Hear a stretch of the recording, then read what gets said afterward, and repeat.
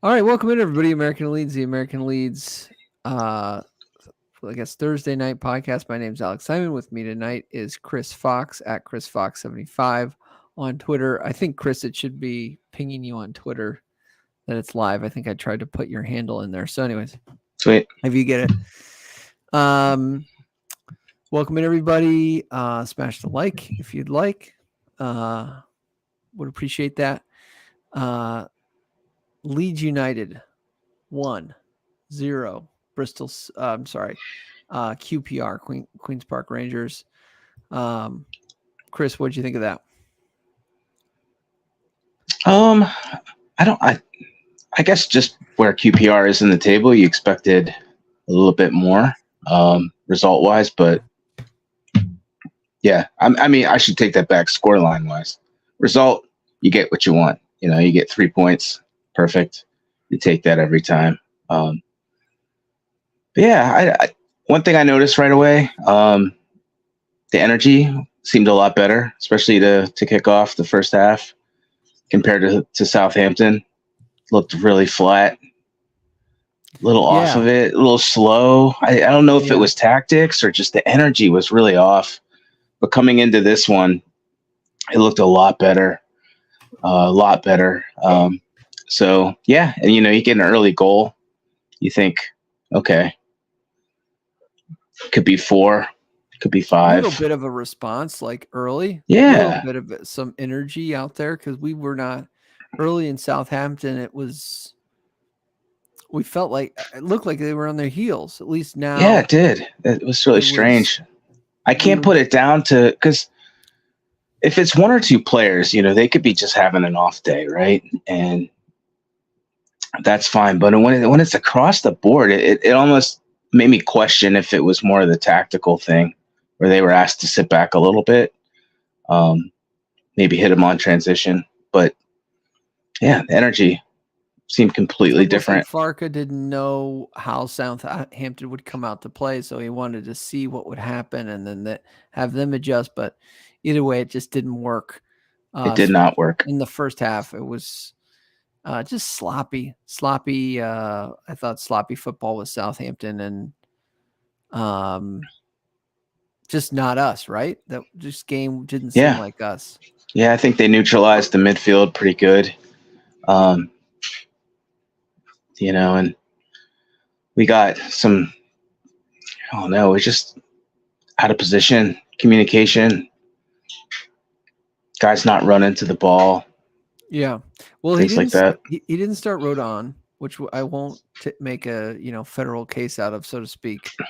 But the problem with that was I think he moved Strauch, and that was the biggest problem because Cooper, now that I guess because we're in the the championship, you really see like the difference between Saturday and Wednesday. Like, especially with the 2 center backs. Yeah. Like Strauch is a different player playing alongside Rodon. He's just and playing in the left versus the right too. I think, I mean, he's been good regardless, but like I think you can see a difference when he's on the left. The left versus the right, but it's like I just think Strauch looks like I don't know. I try not to use this phrase a lot, but Rolls Royce of a center back, like he just looks a completely different player next to Rodon. He's so much more confident. He's so much more just silky on the ball, and he's such a big kid that I don't know. He just looks and Rodon is quick, and he's quick. He is quick. Not just the fact that he's fast. I think he's quick at reading the game because he'll see things and he's just already headed back or already trying to intercept that ball. Or like I think he reads the game better than Cooper, even though Cooper's like a seasoned, salty kind of player. Yeah. There could be some. I mean, I think it could be trust too. You have Struijk and Rodon building that partnership, and look, they're both asked to get forward. They're both asked to push, from the back. If there's gaps, like certainly go for it. And Struijk's played some really good balls even to the final third. And so maybe it's trust where like he feels comfortable being able to go forward because I mean if he loses possession, he doesn't have to worry. Rodon's able to track back. He's quick. And we've seen the recovery speed on him in the game last weekend. Or not last weekend on Wednesday. Just really good. Like he's able to recover and get behind the ball. So I think maybe that's it too. Just trust that, if Cooper's back there, he maybe have to look a couple times over his shoulder just to make sure. Maybe I shouldn't go forward as much, and I'm not really sure. Yeah. I just thought those two in particular are, to me, locked on. Like, I just think those two are maybe the first two names on the team sheet outside of Meslier because he's the goalkeeper. And then, so there were 4 changes. Well, I was going to get the other side of the spine is Ampadu and Gray. And so there was 4 changes, right? So Rodon came in, Pascal Strauch. I'm sorry. Rodon came in, Ayling came in, Gray came in, and then Anthony came in, which I thought, for 4 changes, that's kind of that's some chops there from the manager. So like, I think Rodon made sense. Ayling, I thought, might be coming in because that I talked about this. I just always think I did hear you that. Yeah. I think he's not willing to have both of those players not play, whether it be Cooper and Ayling. So Ayling comes back in. But Shackleton was out with a shoulder, apparently. He didn't even dress, so I don't know if there was any other options. Interesting. Okay. I didn't even know that. Interesting. Okay. But to your theory, that the theory still plays out. I mean, having either him or Cooper in, no matter what, right? Theory still plays out, and then I've got more of a theory later on. Okay. Bamford comes on, but and it's not just what Bamford played. Okay, I think he played good. He did things, but he didn't score. The goal of a 9, the idea of a 9 is to score, and I'll get into him later. So yeah, I don't know. So for the 4 changes, when the 4 changes came out, were you excited? Were you concerned? What were your feelings there when the team sheet came out? No concerns. I was more excited, I think, to see Anthony. I really like his game. He's quality. Bigger. He's quality. He just seems a lot more technical than James when he's out there. He seems always to be at the right spot. Gets tangled up in his feet a little bit. I think when he's that last move, whether it's a shot or a pass, doesn't always come off clean, but really impressed with him. I thought he did really well. And he did really well defensively too. I don't know if you noticed that, but he was able to break up some play on the side there. But yeah, no concerns. Ayling, he didn't hurt us. He really didn't. I thought he did okay defensively. He just, I think in the attack he had some unfortunate touches and maybe some decision making, but it didn't really hurt us. Maybe on a different game, against a different side, where every little touch matters, it's more of a deal. But I didn't think it really hurt us. Yeah, it was very Luke Ayling. Like, he got into some dangerous positions, but he's a fullback. Like, he's not going to be bringing that down. Like, some of the better the lad from Liverpool is escaping me right now. He did solidly in the defense. I felt like he didn't, he didn't give up much, if at all. Yeah, I thought it just worked, and so I think Ampadu and Gray in the middle are just fantastic. I thought Gray started a little slow. Maybe he's a little rusty, but like just after a few minutes, a few touches, he was fine. He made some really good runs.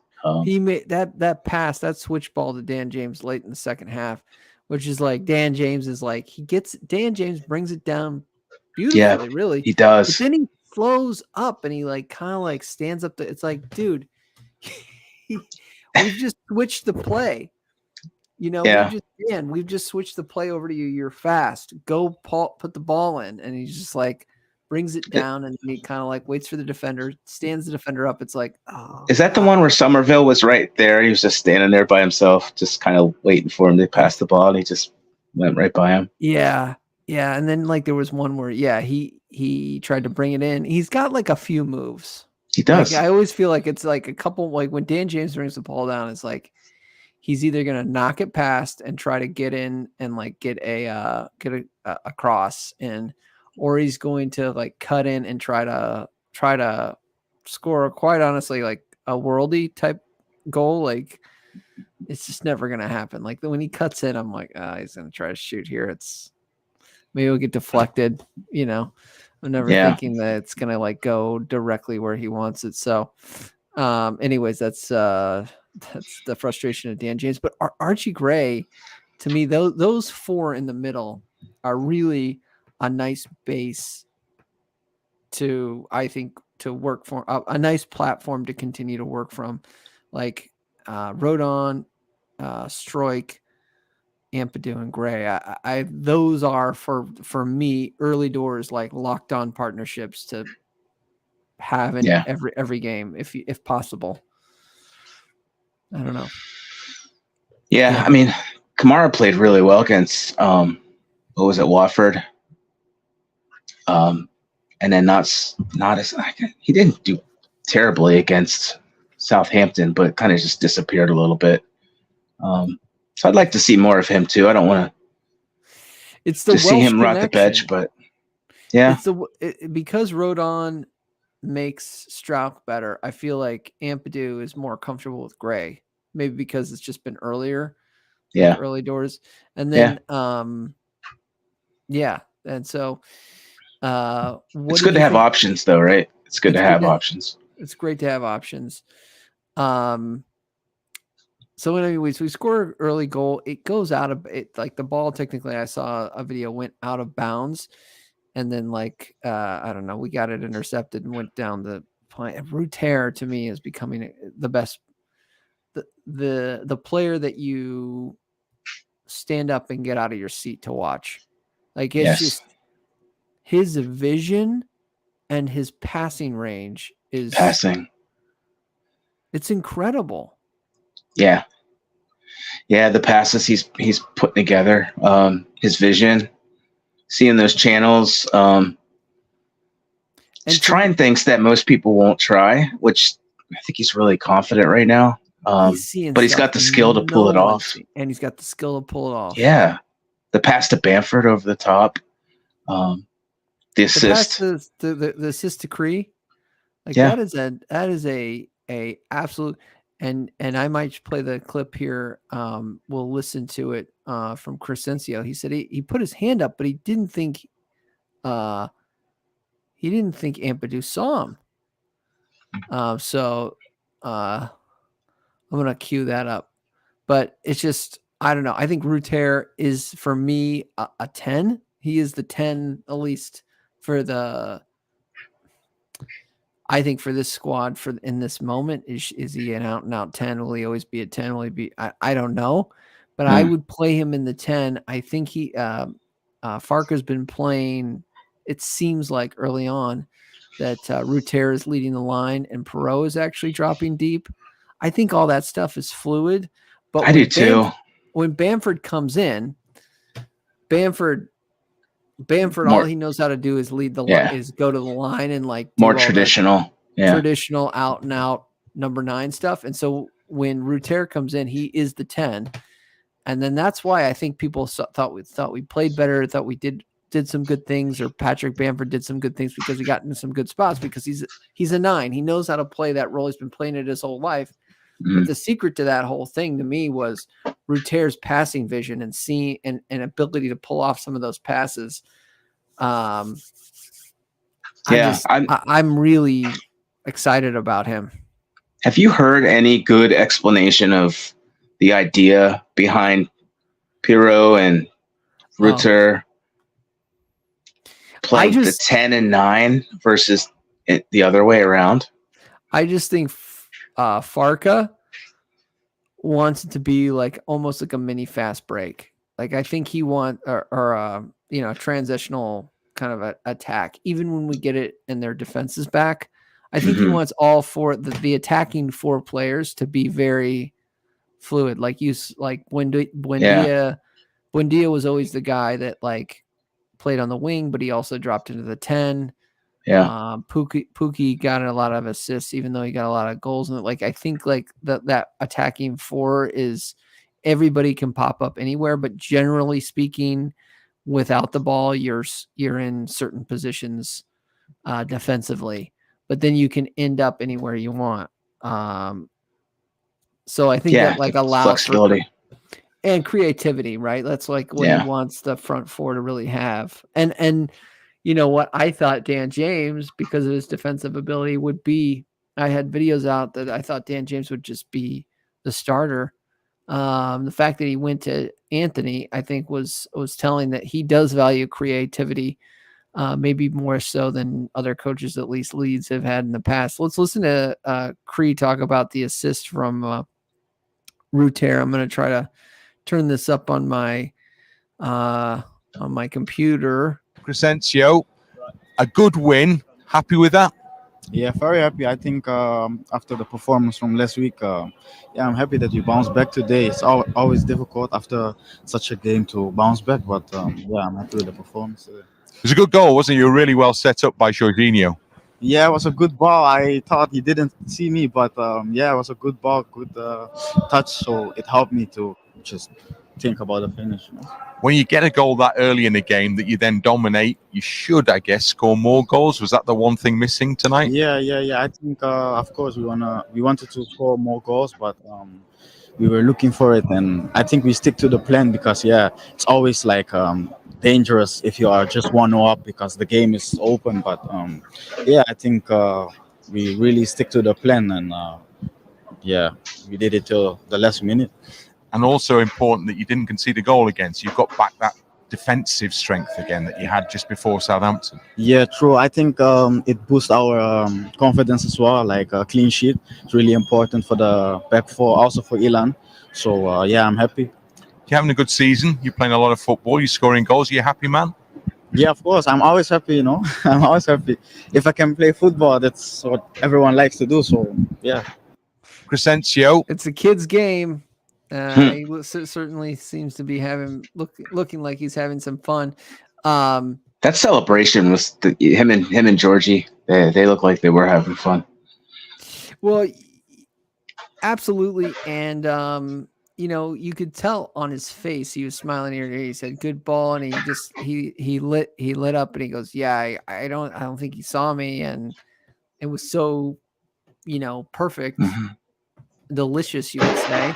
That he was just thinking about the finish. He wasn't even thinking about like anything else. It just was perfect. And then you think about the other assist that Rutter almost had was kind of out wide. Got to the touch line, the end line there, the byline. I don't know what you call it, but and he got in the cross and Cree just got his toe at it, poked the ball, and it was either kind of like I think it was a save, but it might have been. I think it went off the defender. He was standing right in front of the. But that could have been another goalie, assist if somehow Cree just poked that to the other side of the net.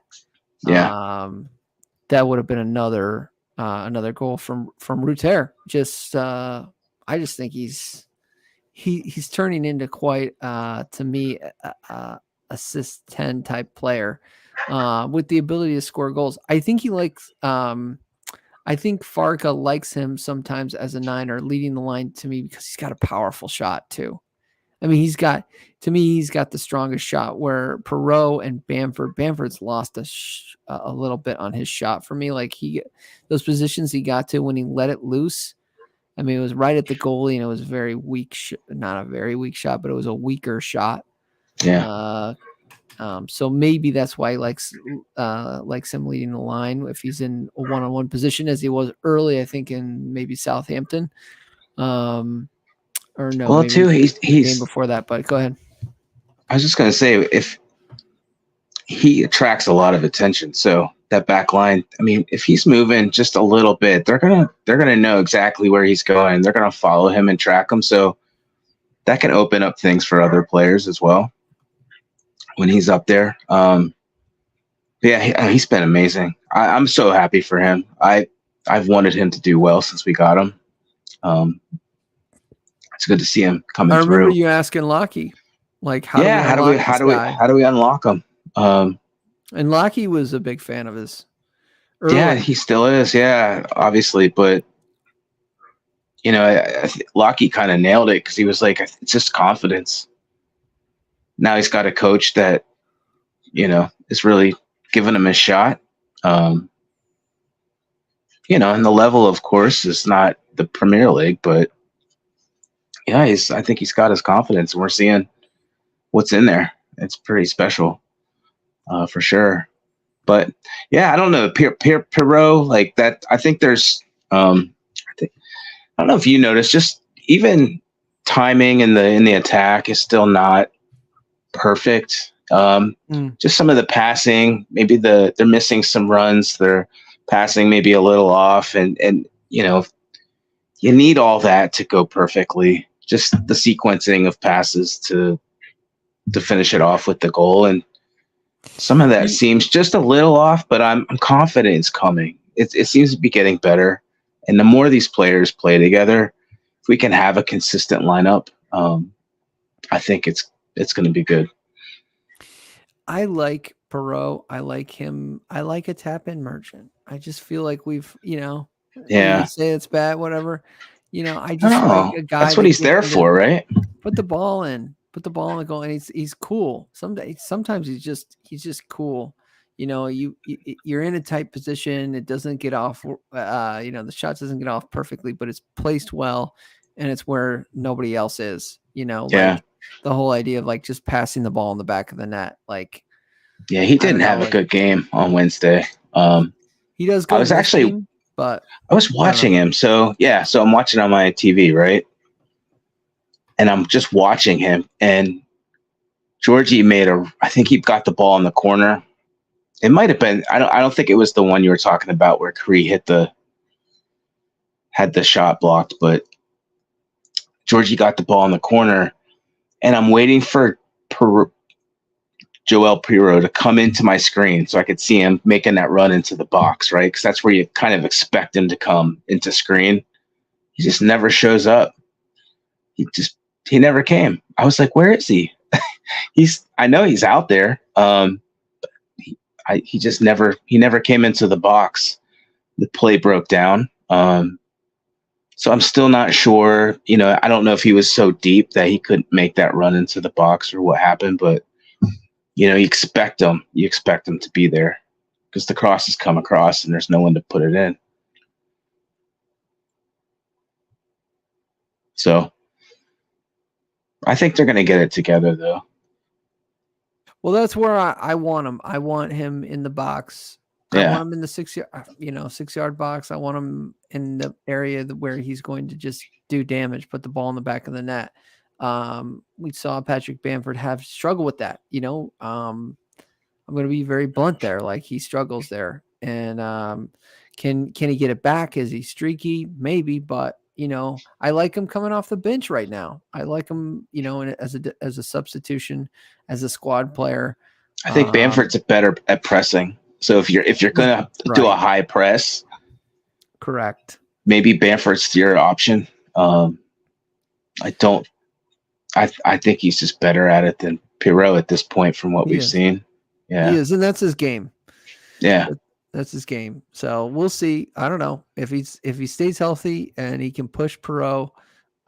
You like both those options. Okay, so just going over the kind of the broad swath of the game, we got 16 shots to QPR's 5, 3 shots on target. You'd like to see more on target, quite frankly. You'd like them to see work the goalkeeper, in my estimation, especially with the possession, 66 to 34. Passes 480 to 253, pass accuracy 80% to 63. That really shows you the quality, in my opinion, there. Fouls 9 to 12 on the QPR side. Yellow cards 2, red cards. We'll, I guess, get into that a little bit here too, because that's where I want to really go with Bamford. Offsides 3 to 2. Corners 8 corners. They didn't have a corner all game. That's huge. I think. Yeah. Not to allow a set piece. To do Yeah. things like the dirty work and the corner flags and getting balls, and I don't know. I just think 8. Yeah, I was kind of worried about I was actually worried about the set piece. Because that's where they can just nick one off you, and it's all tied up if you don't score more than one. Here, the Leicester City's just all greens. Yeah, they are probably boat racing this league. We will get into that maybe a little bit later too. So my point with the red card is it's VAR in the Premier League is getting stuff wrong. So okay, maybe this was wrong. Maybe this wasn't a red. Maybe Bamford wasn't touched. It was still he went in recklessly. I can say that the goalkeeper went in recklessly. My problem with it was not Bamford, his movement, him going down, none of that. Because quite honestly, I've been frustrated with Bamford not going down in and around the box in the bigger league. But my problem was him taking the kick. Yeah. Literally anybody else outside of the center backs. And they had their striker playing goalkeeper. I've never seen him stood over a kick outside the box, and I just was like, what? Maybe once I've seen him do that. I've never seen him do that. He gladly took the ball, and that was him to me. That's where I get a problem with this old guard, who I'm appreciative of, because he is third captain, I believe, still. Or was under the previous regimes. Yeah, I think. Well, in seniority, he's up there. It's one of the. Yeah. I don't know. We need to work that stuff out. I don't know. I think we really haven't had a person to take kicks like that since Rafinha left. I don't know if it's going to be Somerville, if it's going to be, I don't know, Dan James left, but we need somebody else on kicks in and around the box to ask a question more than what happened, but with him just smashing the wall. That was my real big problem with that. It was kind of like him asserting his seniority there. Yeah, it reminded me of Newcastle. It was not remember, side before self. Everyone was mad when he remember the penalty against Newcastle, and Rodrigo had it, I think, and he took it from him and then missed. Yeah. We were up. Yeah, that at least I could swallow, because he took penalties before. Like, he used to take the penalty kicks. Him and Click would alternate that in the championship, and I think in at least that was the one everyone was like, yeah, everyone knew he was going to miss it. But he was right. But he was in such a poor form. Yeah. But I like that kind of thing happens, and I'm like, okay, well, maybe he can get himself going. Maybe they just look at his body language. This ain't going in. But this was even more egregious to me, because I've never seen him get a ball up and down. I've never seen him even try to carve a ball in the air. I don't know. So I think if you're going to assert yourself like that, you got to back it up. Right. If you're going to insist that you have the ball at the penalty spot or at a free kick, you gotta at least have the goalkeeper try to save it. It's got to be on frame. It can't. Or just jump at it if it's in the stands. I don't know. Yeah, that's the thing. We didn't have a shot on goal against that guy. As soon as he took over. Oh yeah. Dykes. Yeah, I think it was Dykes, right? Yeah, ask a question of him. Oh yeah, for sure. He would. Yeah, I don't know. Well, that was frustrating. Here is Farke's comments after the game. A good win, an important win, but it was always in doubt, wasn't it? Even right till the end. Yes, if you just win with 1 goal, 1-0, then it's always till the last second, everything is possible. pretty happy tonight and pretty proud of the boys because a game after a loss is always unbelievably difficult. And I know this was my experience since such a long time. You can be there with 4 clean sheets in a row and 6 games unbeaten. Then there's one poor result. Then it's unbelievably difficult to win the next game. And the most important thing is that you grind out a result and dig in. This is exactly what happened today. Brilliant start into the game. We scored the first goal, had great chances with Chris Somerville, Joel Pirot with a header. Normally we should be in lead 2-0, 3-0. But you don't kill the game, and then it becomes a bit scruffy and dirty in the second half. But then it's important that you keep going and transport it over the line. And if you're capable in such a difficult day when you don't score the second goal, then also to bring it over the line and to answer disappointing result like at Southampton straight away with a clean sheet win, 5th clean sheet in the last 6 games, by the way, then it's a perfect win because you can't always drink champagne. Sometimes the proper pint is also good, and this was a proper pint game today. I'm pretty pleased with this. I always enjoy a proper pint as well. I mean, once you'd got that early goal, I think the sense was a second goal would really open up the doors, perhaps. Yes, that's the only chance to make out of this really like a firework of football and an unbelievable day where everyone goes home and thinks, oh, that was champagne football. But if you don't score the second goal, then it's always the same.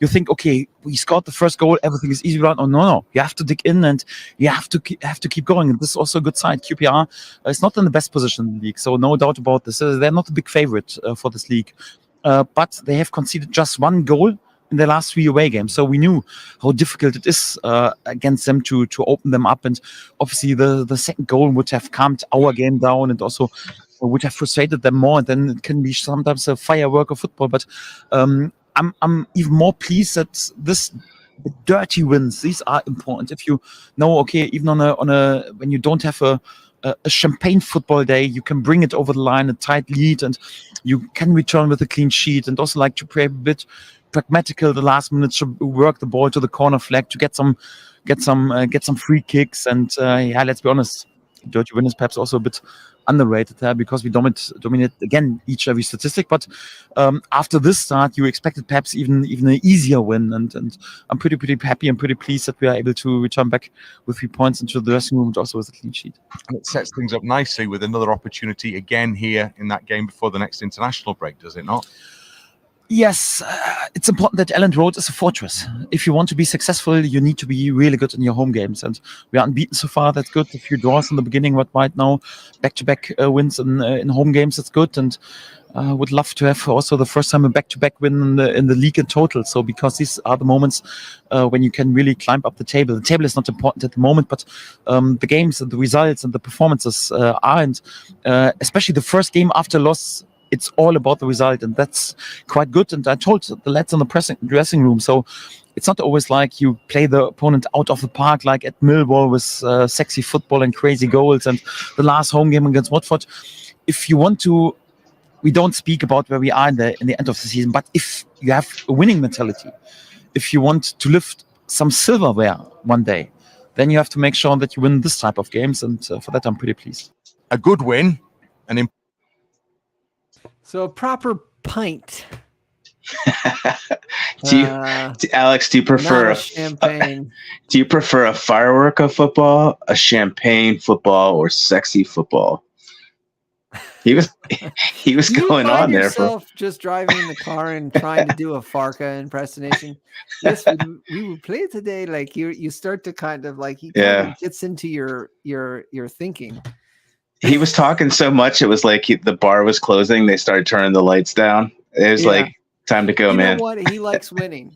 That's he does. He was happy. Comes across. Yeah, he likes to win, and hey, we do too. So a firework of football. A firework of football, a proper win. That's what I appreciate. And interesting other things, like he said, you have to learn if you want to lift some silverware, you've got to learn how to win these games. Yes. Agree to that. Leicester. I mean, they haven't, dominated everybody that they've played. At the beginning of the season, they had a couple games where they had to grind them out. But they got 3 points, and we had a couple games like that where we were only able to get draws. So yeah, I think against lesser opponents, you need to win. You need to get 3. I agree. And you know what? I'm a Kansas City Chiefs fan here in the United States. I like the Chiefs. It's got to be really hard. They're the Super Winning Bowl Super Bowls championship, all the but time. Yeah. they won the title a few times. And I felt this way against Liverpool's our first game in the Premier League was against Liverpool, and they found a way to win that game because they went down in the box. And I walked away from that game, and I walked away. The Chiefs recently won against the Jets of all teams. I was like, you know what? They found a way to win. Yeah. And so, you know what? We found a way to win. The Leeds need to find a way to win. So I'm there. I'm with you. I get that. I get that kind of rhetoric. At the same time, I do think that we have to be more clinical. I feel like there will be a game that where we're just like, it's going to be, 3-4, 5-0 maybe. The 3-0s have already come. I guess we could already say that, but I think there'll be a game that hopefully we just open it all up, and it is a party at Ellen Road. Maybe it's against Bristol City. I've got to do a little bit of homework on them and see where they're at. But I've not seen much of them. What are your thoughts on anything that else that Farke said there? I think I think the point about when you go on a run like that, 4 clean sheets, 6 unbeaten, you kind of have a reality check. It could be easy to get in a rut, and you really want to see your players respond after that and put in a tough performance, and they did. They got the win, and hopefully it snaps any momentum that may have shifted. And you like sports. I like sports. We watch not just football, but all kinds of sports, and so much of it is about momentum, right? Like it's so much momentum. I truly believe in that. I think it plays a huge role, and so to avoid perhaps going on a losing streak or starting to concede goals and just getting out of form, you just nip it in the bud right away. So hopefully this starts another positive streak. That's what I'm hoping for, at least. Yeah, you're right to that. Like momentum is huge, and it is, and to not let it go. One game where you've dropped points, get to another game where you could have dropped points. Yeah, you stop the bleeding. That's big in like a game like baseball where you want to stop the bleed. You're losing one game, then you're losing 2 games. Now you've gotten swept, and now you're going to the next game, and you're going. You do need to stop those streaks and stop the bleeding. So, ironically, I felt like Southampton, they started pretty hot, and then they lost, and then they just kept losing. Right. So we'll see if it's the other way. Right, and now they snapped it against us, but if they get the losing again, they got to continue. You got to get up there. So Farke knows how to do that. Pascal, just more about him. I mean, this is the heat map. I think he's a different player on that left side. God knows what a heat map is. It looks like a COVID cell. Yeah. But the other thing is he's getting the hair back. He's getting the ponytail back. I think he's trying to grow that thing out. Yes. He looks. He's one of the people in the world. He looks like Eddie Munster. Eddie Munster or the Count from Sesame Street. Yeah, and he's got like thick hair too. So it's like, I don't know. He does need like a long flowing ponytail. Like, I don't know. He looks more of a warrior with something like that. So anyways, I don't know. Hopefully that thing's gonna be he's gonna bun that thing up and be ready to rock the old Pascal. Right. Yeah, I don't know. That's all I got on all that. I mean, I don't think this team has huge issues. I just think that as long as it's consistent, I guess I'll start with this is me just being speculative. I don't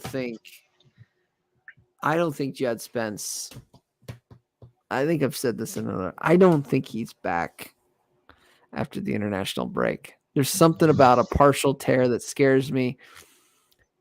You know, Nanto has a ligament in his foot that required, I think, a minor surgery. There's something about him being 19 where and he wants to come back to prove himself to get that money. Like, he's very ambitious.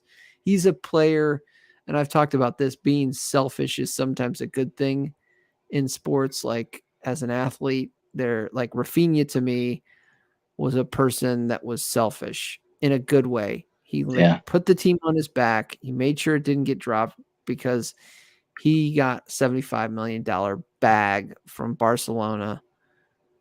If he could have said, "Nah, I'm good. I'm out of here. No matter what.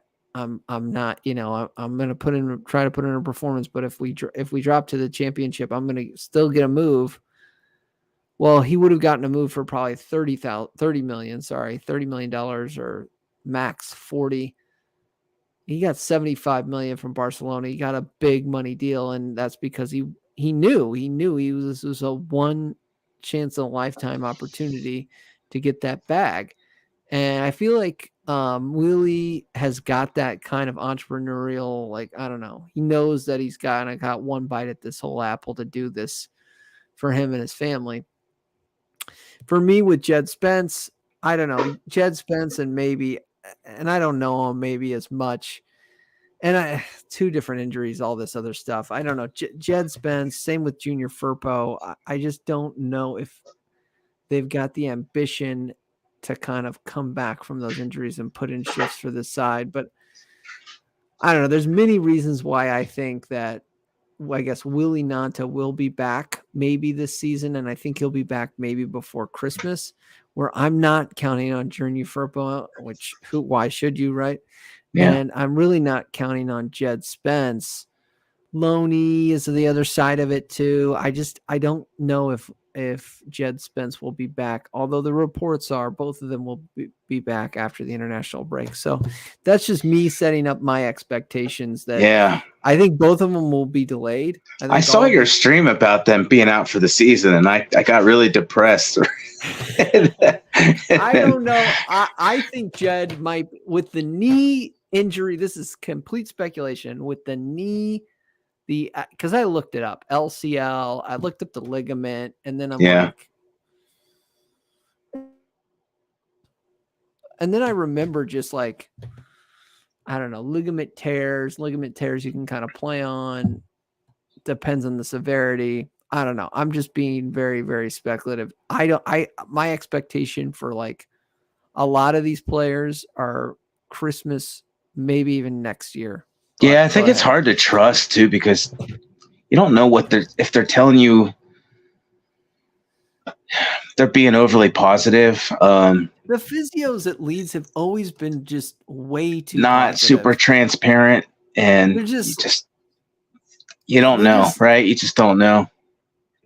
Yeah, and it's just like they're always like, oh, it's gonna be, and then like it happens, like you're a month. Like if they say it's a month later, and then in the press conference they're like, "Oh, yeah, suffered a setback." I see what you're saying about Spence, though, and I think, if I'm reading you right, it may be how I felt about Sinistera, because it felt like he got his foot stepped on, and he was out for 8 weeks, and then he came back for a game, and he got kicked, and he was out for another 2 months, and it's like, how are you out so long? Like, you know what I mean? Like, are you rehabbing, or are you? I don't know. He had a history of injury. Yeah, it just seems like. Yeah, I don't know Spence's history though. I'm hoping he's hard at it. He's hard at it. He's coming back. I want him to come back. Partly because I want your theory tested. I want to see A-Link dropped, because Spence obviously is a step up, right? You want to see the captaincy change. Well, not necessarily change. I want to see what happens to you. I want to see what happens to this theory when Farke is forced to. I know you're going to say Bamford's going to start. Then he'll get it, right? Maybe. I wouldn't say that. No, I think Pascal would get it. just based on seniority. Yeah, I wouldn't have a problem with that. He's not super vocal though. Like he's not a vocal guy. He's not a vocal guy, but he's been getting it in the past. He seems to be that fourth option. I don't know. I just think Ampadu's got to get it, or Rodon's Aloni. I think Ampadu's got to get it. To me, eventually. Does it matter though? How much value do we put on the captaincy anymore? I think it. You're right. I don't think it does matter, but what it matters to me is starting the best team. Yeah, I don't want to see like exactly. Alien and I like Alien. I've been fan of this team since pretty much Luke's first year. Cooper's always been on the side. Like I get it. I'm there. Like there's no proof that really he's playing those guys just because he's got to have a captain on the field. Is something to be said to like, but I know, but it seems like it's proving out. It's been proving out. It is. I think I'm hopeful that Jed Spence is back.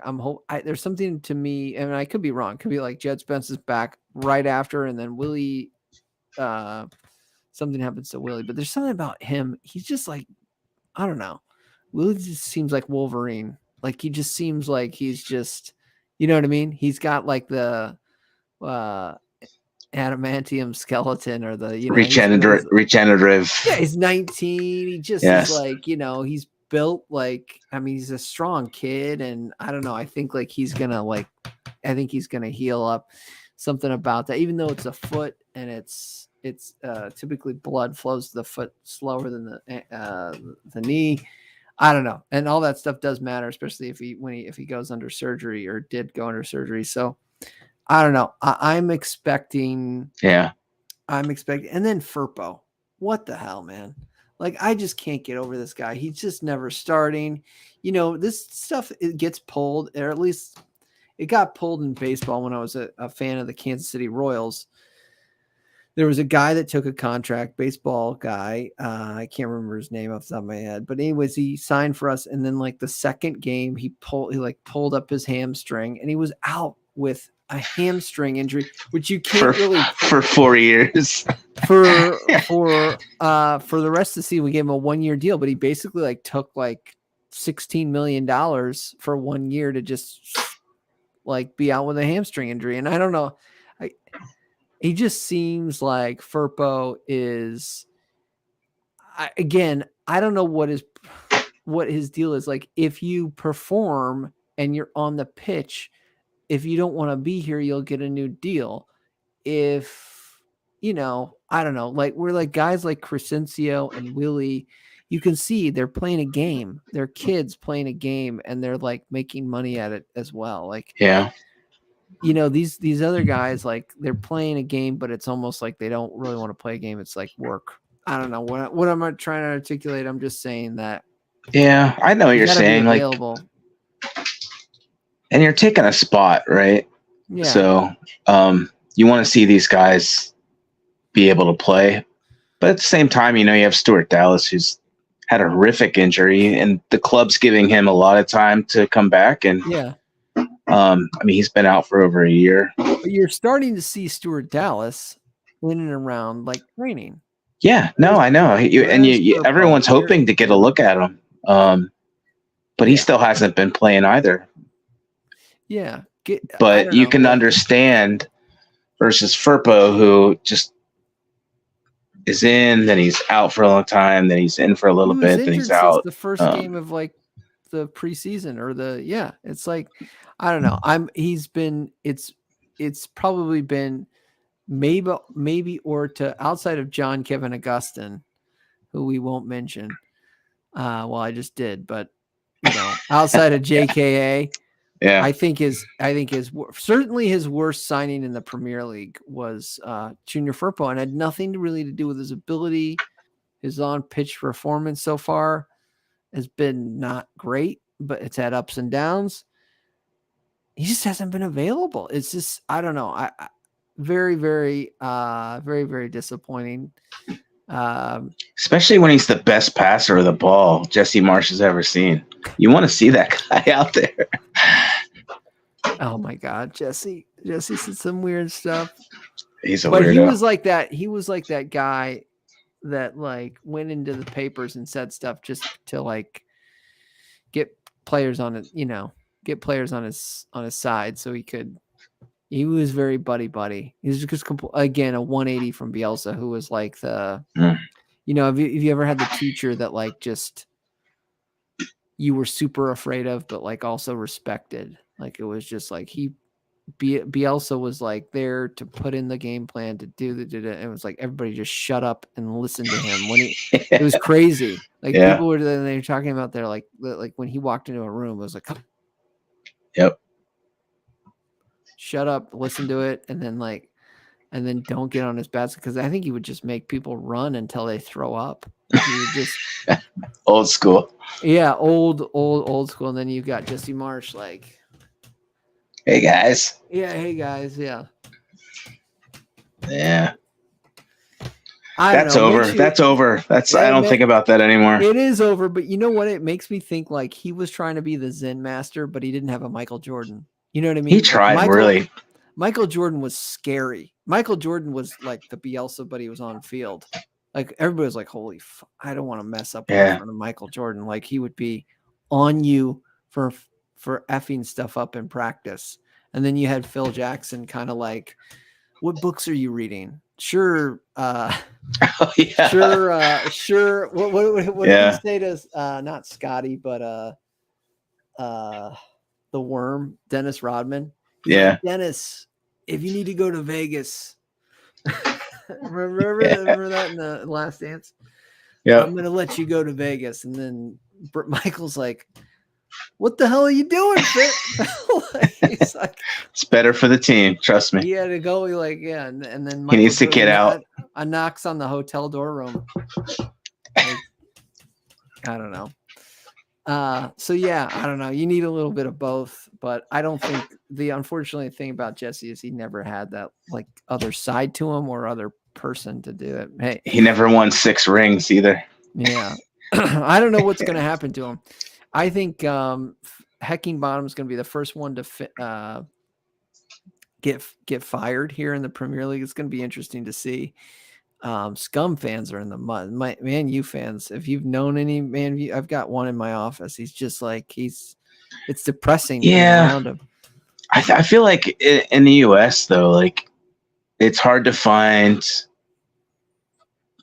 people that follow the game that aren't fans of Man U, Chelsea, Liverpool, Man City. So it's like, they pick the top 6. Yeah. You tell them you're a Leeds fan or a Brentford fan or something, they look at you like you have 3 eyes. So yeah, you do meet a lot of Man U fans and Chelsea. Well, ask them how they're doing. Got that Chelsea guy in my office too. You got a Chelsea guy? Yeah. Yeah, they're probably also like there is a Man U fan in my office that is like he's on like suicide watch every time I talk to him about the Scummers. He's just so like, hey man, he's not he's too young to really think of Leeds as a rival, but yeah, it's interesting. I think he's got family from Manchester or something. His grandfather was a fan, but yeah, I don't know. That's all interesting to me. But I do think Heckingbottom gets canned. I don't know what's going to happen to good old Jesse Marsh. I don't know if he'll ever get a shot again. I don't think so. No.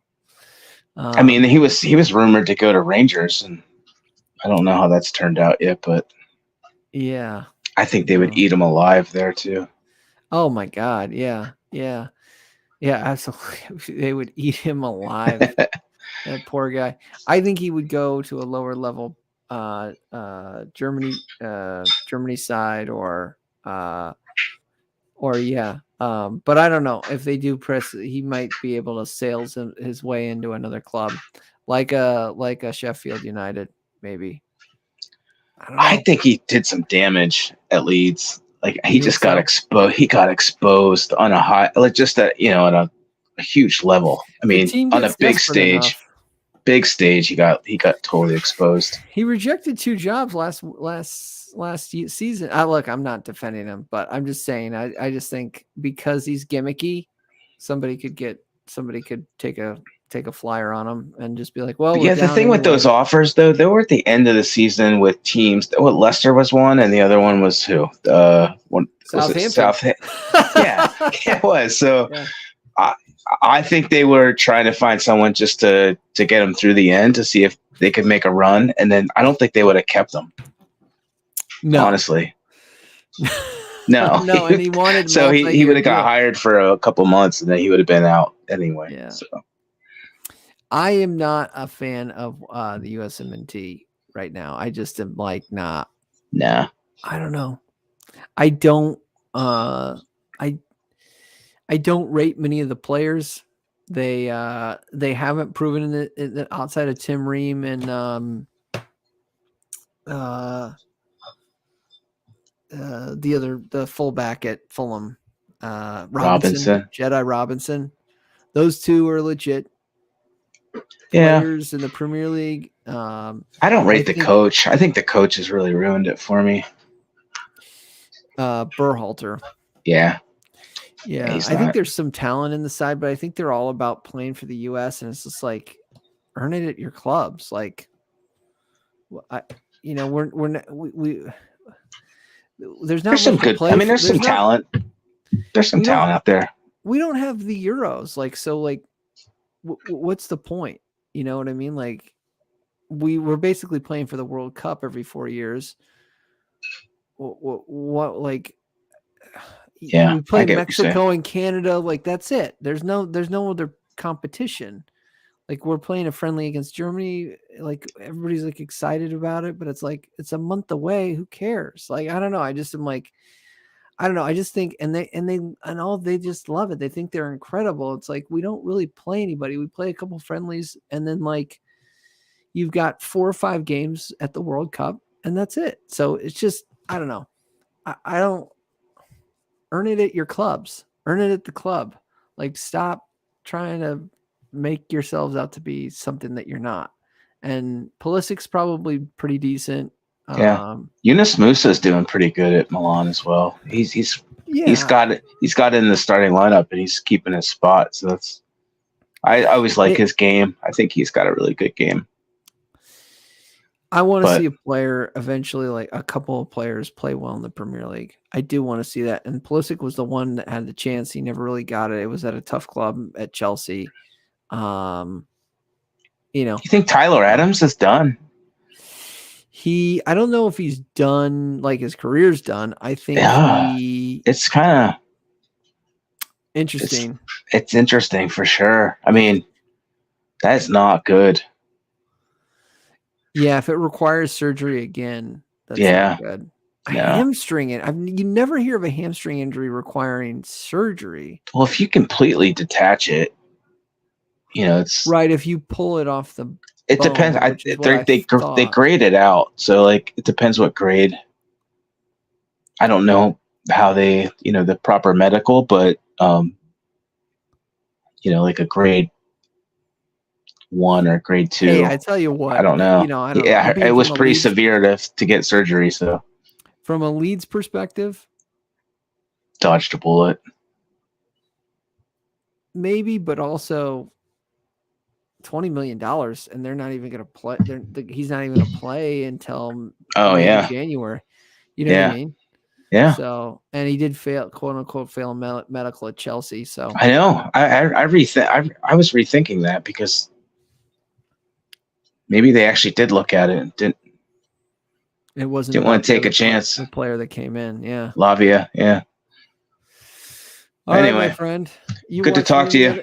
Any other football? Are you watching any other leagues? Any other? My son's watching a lot of him lately. Got a tournament in the great state of Ohio this weekend. So where in Ohio? The great city of Toledo. Oh wow! Yeah. Where is that? Is that west? That is Columbus? Yes. It's near the Michigan border. Oh wow! So west. You're northwest corner. Yeah.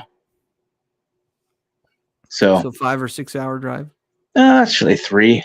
3. Okay. 3.5. All Not right. too bad. Yeah, not too bad. Yeah. But yeah, watching a lot of that. Yeah, watching a What lot of age is football. he? 14, Oh wow. Okay. eighth grade. Okay. So So it's fun. It's a lot of fun.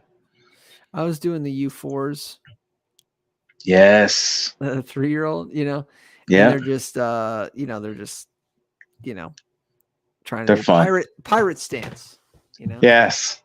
they're just doing that stuff. And That's how it starts, though.